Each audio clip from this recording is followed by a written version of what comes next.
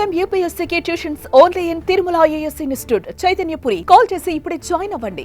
25-26 ఆర్థిక సంవత్సరానికి గాను ఉన్నత విద్యాశాఖకు 2,506 కోట్ల రూపాయలను కేటాయింపును ప్రతిపాదిస్తున్నాను. ఆరోగ్య రంగం.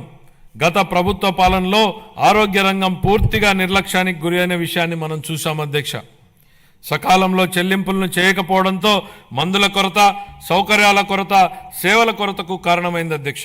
వైద్య రంగంలో దాదాపు 6,400 కోట్ల రూపాయల బకాయిలను వారసత్వంగా ఇచ్చారు అధ్యక్ష.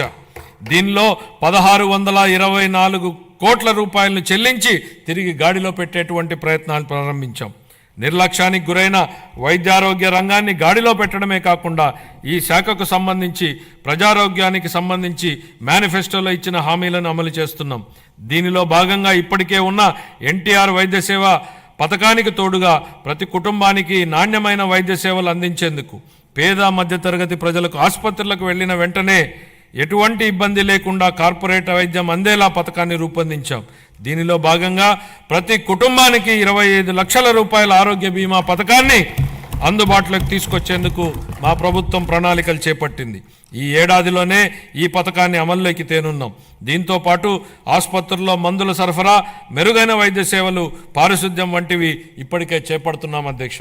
25-26 ఆర్థిక సంవత్సరానికి వైద్య ఆరోగ్య మరియు కుటుంబ సంక్షేమ శాఖకు 19,264 కోట్ల రూపాయల కేటాయింపును ప్రతిపాదిస్తున్నాను అధ్యక్ష.